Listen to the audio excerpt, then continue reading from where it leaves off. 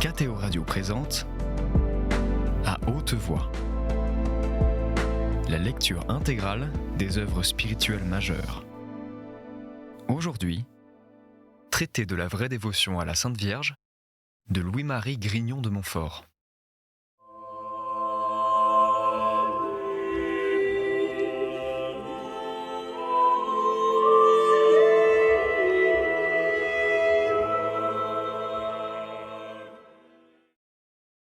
N'est-ce pas ce que la nature même inspire aux petits à l'égard des grands, comme nous avons vu ?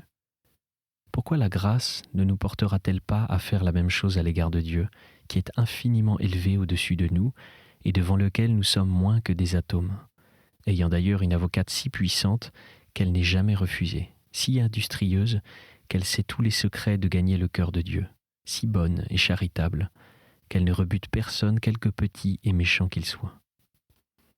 Je rapporterai ci-après la figure véritable des vérités que je dis dans l'histoire de Jacob et de Rebecca. Cette dévotion est un excellent moyen de procurer la plus grande gloire de Dieu.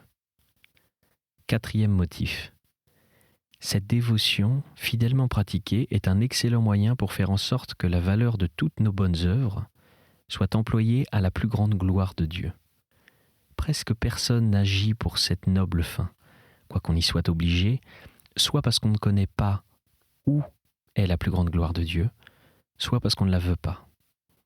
Mais la très sainte Vierge, à qui on cède la valeur et le mérite de ses bonnes œuvres, connaissant très parfaitement où est la plus grande gloire de Dieu, et ne faisant rien que pour la plus grande gloire de Dieu, un parfait serviteur de cette bonne maîtresse, qui s'est tout consacré à elle, comme nous avons dit, peut dire hardiment que la valeur de toutes ses actions, pensées et paroles est employée à la plus grande gloire de Dieu, à moins qu'il ne révoque expressément son offrande. Peut-on trouver rien de plus consolant pour une âme qui aime Dieu d'un amour pur et sans intérêt, et qui prise plus la gloire de Dieu et ses intérêts que les siens ? Cette dévotion est un chemin pour arriver à l'union avec notre Seigneur. Cinquième motif. Cette dévotion est un chemin aisé, court, parfait et assuré pour arriver à l'union avec notre Seigneur où consiste la perfection du chrétien.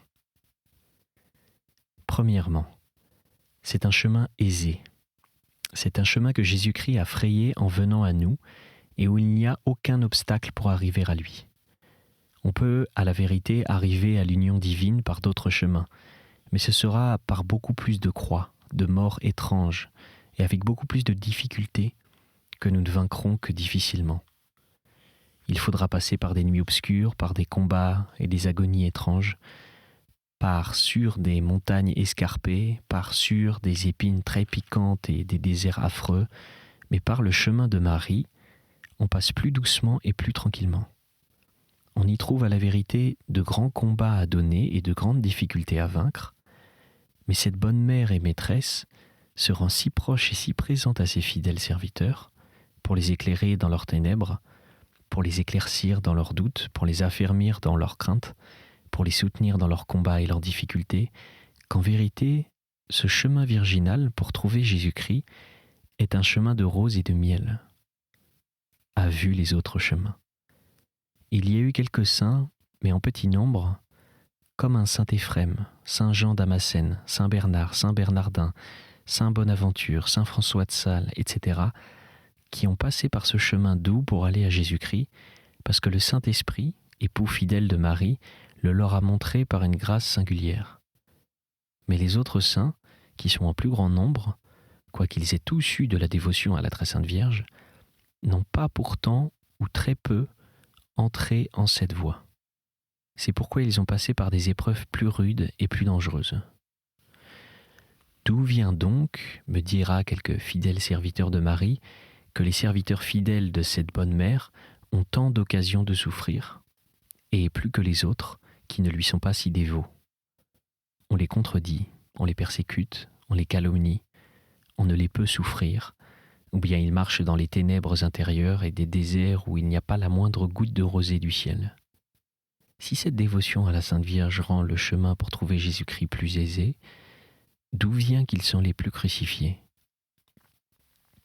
Je lui réponds qu'il est bien vrai que les plus fidèles serviteurs de la Sainte Vierge, étant ses plus grands favoris, reçoivent d'elle les plus grandes grâces et faveurs du ciel, qui sont les croix.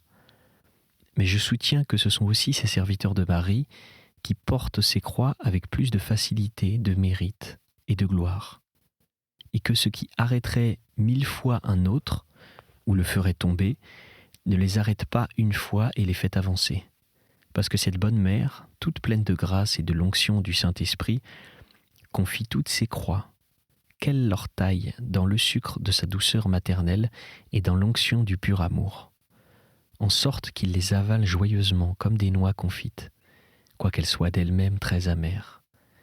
Et je crois qu'une personne qui veut être dévote et vivre pieusement en Jésus-Christ, et par conséquent souffrir persécution et porter tous les jours sa croix, ne portera jamais de grandes croix, ou ne les portera pas joyeusement, ni jusqu'à la fin sans une tendre dévotion à la Sainte Vierge, qui est la confiture des croix. Tout de même qu'une personne ne pourra pas manger, sans une grande violence, qui ne sera pas durable, des noix vertes, sans être confite dans le sucre. Deuxièmement, cette dévotion à la Très Sainte Vierge est un chemin court pour trouver Jésus-Christ, soit parce qu'on ne s'y égare point, soit parce que, comme je viens de dire, on y marche avec plus de joie et de facilité, et par conséquent avec plus de promptitude. On avance plus en peu de temps de soumission et de dépendance de Marie que dans des années entières de propre volonté et d'appui sur soi-même. Car un homme obéissant et soumis à la divine Marie chantera des victoires signalées sur tous ses ennemis. Ils voudront l'empêcher de marcher, ou le faire reculer, ou le faire tomber, il est vrai, mais avec l'appui, l'aide et la conduite de Marie, sans tomber, sans reculer et même sans se retarder, il avancera à pas de géant vers Jésus-Christ, par le même chemin par lequel il est écrit que Jésus est venu vers nous à pas de géant et en peu de temps. Pourquoi penserez-vous que Jésus-Christ a si peu vécu sur la terre ? Et qu'en le peu d'années qu'il y a vécu, il a passé presque toute sa vie dans la soumission et l'obéissance à sa mère. C'est qu'ayant été consommé en peu, il y a vécu longtemps, et plus longtemps qu'Adam, dont il était venu réparer les pertes, quoiqu'il ait vécu plus de 900 ans, et Jésus-Christ a vécu longtemps parce qu'il y a vécu bien soumis et bien uni avec sa Sainte Mère pour obéir à Dieu son Père, car celui qui honore sa mère ressemble à un homme qui thésaurise, dit le Saint-Esprit. C'est-à-dire que celui qui honore Marie, sa mère, jusqu'à se soumettre à elle et lui obéir en toutes choses, deviendra bientôt bien riche, parce qu'il amasse tous les jours des trésors par le secret de cette pierre philosophale. Parce que, selon une interprétation spirituelle de cette parole du Saint-Esprit, ma vieillesse se trouve dans la miséricorde du Saint. C'est dans le sein de Marie, qui a engendré un homme parfait, et qui a eu la capacité de contenir celui que tout l'univers ne comprend, ni ne contient pas. C'est dans le sein de Marie, dis-je, que les jeunes gens deviennent des vieillards en lumière, en sainteté, en expérience et en sagesse, et qu'on parvient en peu d'années jusqu'à la plénitude de l'âge de Jésus-Christ. Troisièmement, cette pratique de dévotion à la Très Sainte Vierge est un chemin parfait pour aller et s'unir à Jésus-Christ, puisque la divine Marie est la plus parfaite et la plus sainte des pures créatures, et que Jésus-Christ, qui est parfaitement venu à nous, n'a point pris d'autre route de son grand et admirable voyage. Le Très-Haut, l'incompréhensible, l'inaccessible, celui qui est, a voulu venir à nous, petits vers de terre qui ne sommes rien.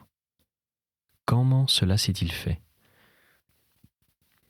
Le Très-Haut a descendu parfaitement et divinement par l'humble Marie jusqu'à nous, sans rien perdre de sa divinité et sainteté. Et c'est par Marie que les trois petits doivent monter parfaitement et divinement au Très-Haut sans rien appréhender. L'incompréhensible s'est laissé comprendre et contenir parfaitement par la petite Marie, sans rien perdre de son immensité. C'est aussi par la petite Marie que nous devons nous laisser contenir et conduire parfaitement sans aucune réserve. L'inaccessible s'est approché, s'est uni étroitement, parfaitement, et même personnellement à notre humanité par Marie, sans rien perdre de sa majesté. C'est aussi par Marie que nous devons approcher de Dieu et nous unir à sa majesté parfaitement et étroitement, sans craindre d'être rebuté. Enfin, celui qui est a voulu venir à ce qui n'est pas, et faire que ce qui n'est pas devienne Dieu ou celui qui est. Il l'a fait parfaitement en se donnant et se soumettant entièrement à la jeune Vierge Marie, sans cesser d'être dans le temps, celui qui est de toute éternité. De même, c'est par Marie que, quoique nous ne soyons rien, nous pouvons devenir semblables à Dieu par la grâce et la gloire, en nous donnant à elle si parfaitement et entièrement que nous ne soyons rien en nous-mêmes et tout en elle, sans crainte de nous tromper. Qu'on me fasse un chemin nouveau pour aller à Jésus-Christ et que ce chemin soit pavé de tous les mérites des bienheureux, orné de toutes les vertus héroïques, éclairé et embelli de toutes les lumières et beautés des anges, et que tous les anges et les saints y soient pour y conduire, défendre et soutenir ceux et celles qui y voudront marcher en vérité. En vérité, je dis hardiment et je dis la vérité, que je prendrais préférablement à ce chemin qui serait si parfait, la voie immaculée de Marie. Voie ou chemin sans aucune tache ni souillure, sans péché originel ni actuel, sans ombre ni ténèbres. Et si mon aimable Jésus dans sa gloire vient une seconde fois sur la terre, comme il est certain, pour y régner, il ne choisira point d'autre voie de son voyage que la divine Marie, par laquelle il est si sûrement et parfaitement venu la première fois. La différence qu'il y aura entre sa première et sa dernière venue, c'est que la première a été secrète et cachée. La seconde sera glorieuse et éclatante. Mais toutes deux parfaites, parce que toutes deux seront par Marie. Hélas, voici un mystère qu'on ne comprend pas, que toute langue demeure muette ici. Quatrièmement, cette dévotion à la Très Sainte Vierge est un chemin assuré pour aller à Jésus-Christ et acquérir la perfection en nous unissant à lui. D'abord, parce que cette pratique que j'enseigne n'est pas nouvelle. Elle est si ancienne qu'on ne peut, comme dit M. Boudon, mort depuis peu en odeur de sainteté dans un livre qu'il a fait de cette dévotion, en marquer précisément les commencements. Il est cependant certain que depuis plus de 700 ans, on en trouve des marques dans l'Église. Saint Odilon, abbé de Cluny, qui vivait environ l'an 1040, a été un des premiers qui l'a pratiqué publiquement en France, comme il est marqué dans sa vie. Le cardinal Pierre Damien rapporte que l'an 1076, le bienheureux Marin, son frère, se fit esclave de la Très Sainte Vierge en présence de son directeur d'une manière bien édifiante, car il se mit la corde au cou et prit la discipline et mit sur l'autel une somme d'argent pour marque de son dévouement et consécration à la Sainte Vierge, ce qu'il continua si fidèlement toute sa vie, qu'il mérita à sa mort d'être visité et consolé par sa bonne maîtresse, et de recevoir de sa bouche les promesses du paradis pour récompense de ses services. Césarius Bollandus fait mention d'un illustre chevalier, Vautier de Birbach, proche parent des ducs de Louvain, qui, environ l'an 1300, fit cette consécration de soi-même à la Sainte Vierge. Cette dévotion a été pratiquée par plusieurs particuliers jusqu'au XVIIe siècle, où elle est devenue publique.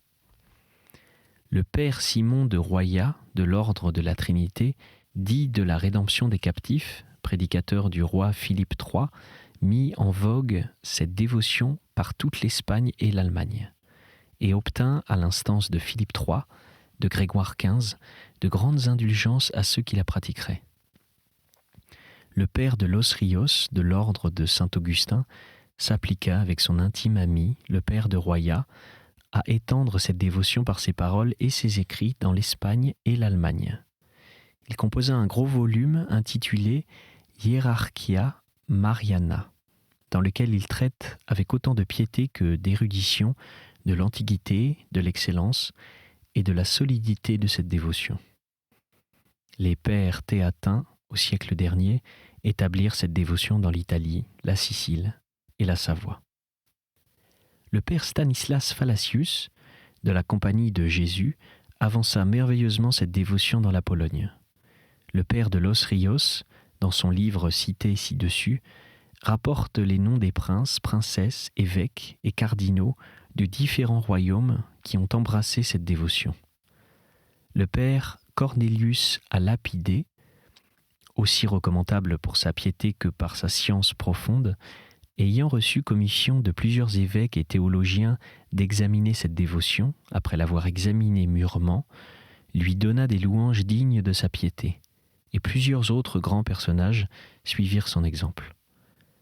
Les pères jésuites, toujours zélés au service de la très sainte Vierge, présentèrent au nom des congréganistes de Cologne un petit traité de cette dévotion au duc Ferdinand de Bavière, pour lors archevêque de Cologne, qui lui donna son approbation et la permission de le faire imprimer, exhortant tous les curés et religieux de ce domaine d'avancer autant qu'ils pourraient cette solide dévotion.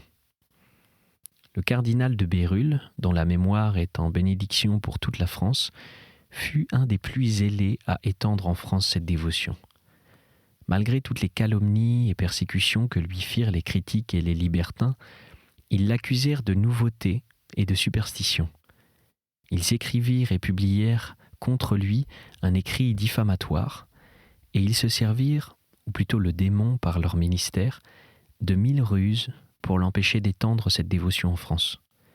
Mais ce grand et saint homme ne répondit à leurs calomnies que par sa patience, et à leurs objections contenues dans leur libelle par un petit écrit où il les réfute puissamment, en leur montrant que cette dévotion est fondée sur l'exemple de Jésus-Christ, sur les obligations que nous lui avons et sur les vœux que nous avons faits au saint baptême. Et c'est particulièrement par cette dernière raison qu'il ferme la bouche de ses adversaires, leur faisant voir que cette consécration à la très sainte Vierge et à Jésus-Christ par ses mains n'est autre chose qu'une parfaite rénovation des vœux ou promesses du baptême. Il dit plusieurs belles choses sur cette pratique qu'on peut lire en ses ouvrages. On peut lire dans le livre de M. Boudon les différents papes qui ont approuvé cette dévotion, les théologiens qui l'ont examinée et les persécutions qu'elle a eues et vaincues, et les milliers de personnes qui l'ont embrassée sans que jamais aucun pape l'ait condamnée. Et on ne le pourrait pas faire sans renverser les fondements du christianisme. Il reste donc constant que cette dévotion n'est point nouvelle, et que si elle n'est pas commune, c'est qu'elle est trop précieuse pour être goûtée et pratiquée de tout le monde. Cette dévotion est un moyen assuré pour aller à Jésus-Christ, parce que le propre de la Sainte Vierge est de nous conduire sûrement à Jésus-Christ, comme le propre de Jésus-Christ est de nous conduire sûrement au Père éternel. Et que les spirituels ne croient pas faussement que Marie leur soit un empêchement pour arriver à l'union divine. Car serait-il possible que celle qui a trouvé grâce devant Dieu, pour tout le monde en général et pour chacun en particulier, fût un empêchement à une âme pour trouver la grande grâce de l'union avec lui? Serait-il possible que celle qui a été toute pleine et surabondante de grâce, si unie et transformée en Dieu, qu'il a fallu qu'il se soit incarné en elle, empêcha qu'une âme ne fût parfaitement unie à Dieu? Il est bien vrai que la vue des autres créatures, quoique saintes, pourrait peut-être, en de certains temps, retarder l'union divine. Mais non pas Marie, comme j'ai dit, et dirait toujours sans me lasser. Une raison pourquoi si peu d'âmes arrivent à la plénitude de l'âge de Jésus-Christ, c'est que Marie, qui est, autant que jamais, la mère de Jésus-Christ et l'épouse féconde du Saint-Esprit, n'est pas assez transformée dans leur cœur. Qui veut avoir le fruit bien mûr et bien formé doit avoir l'arbre qui le produit. Qui veut avoir le fruit de vie, Jésus-Christ, doit avoir l'arbre de vie, qui est Marie. Qui veut avoir en soi l'opération du Saint-Esprit doit avoir son épouse fidèle et indissoluble, la divine Marie, qui le rend fertile et fécond, comme nous avons dit ailleurs. Soyons donc persuadés que plus vous regarderez Marie en vos oraisons, contemplation, action et souffrance, sinon d'une vue distincte et aperçue, du moins d'une vue générale et imperceptible, et plus parfaitement vous trouverez Jésus-Christ, qui est toujours avec Marie, grand, puissant, opérant et incompréhensible, et plus que dans le ciel, et en aucune créature de l'univers. Ainsi, bien loin que la Divine Marie, toute perdue en Dieu, devienne un obstacle au parfait pour arriver à l'union avec Dieu, il n'y a point eu jusqu'ici, et il n'y aura jamais de créature qui nous aide plus efficacement à ce grand ouvrage, soit par les grâces qu'elle vous communiquera à cet effet, personne n'étant rempli de la pensée de Dieu que par elle, dit un saint, soit par les illusions et tromperies du malin esprit dont elle vous garantira. Là où est Marie, là l'esprit malin n'est point. Et une des plus infaillibles marques qu'on est conduit par le bon esprit, c'est quand on est bien dévot à Marie, qu'on pense souvent à elle et qu'on en parle souvent. C'est la pensée d'un saint qui ajoute que comme la respiration est une marque certaine que le corps n'est pas mort, la fréquente pensée et invocation amoureuse de Marie est une marque certaine que l'âme n'est pas morte par le péché. Comme c'est Marie seule, dit l'Église et le Saint-Esprit qui l'a conduit, qui a seul fait périr toutes les hérésies. Quoique les critiques en grondent, jamais un fidèle dévot de Marie ne tombera dans l'hérésie ou l'illusion du moins formelle.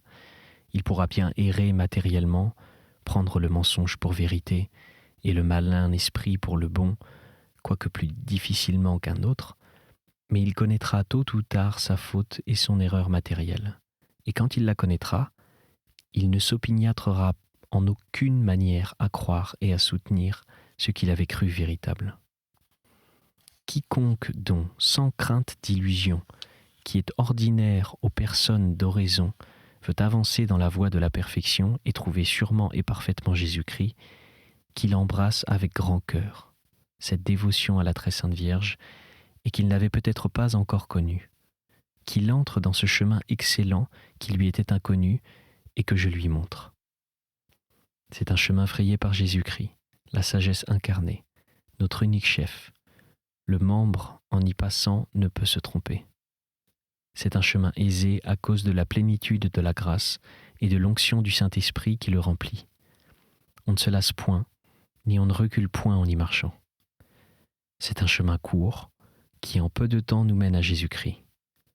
C'est un chemin parfait où il n'y a aucune boue, aucune poussière, ni la moindre ordure du péché. C'est enfin un chemin assuré qui nous conduit à Jésus-Christ et à la vie éternelle d'une manière droite et assurée, sans détourner ni à droite ni à gauche. Entrons donc dans ce chemin et marchons-y jour et nuit jusqu'à la plénitude de l'âge de Jésus-Christ. C'était À Haute Voix, une émission de KTO Radio. Aujourd'hui, traité de la vraie dévotion à la Sainte Vierge de Louis-Marie Grignion de Montfort. Lecture, Pierre Deveau. Captation et réalisation, Aymeric Plouminec et Thibaut Dagalier.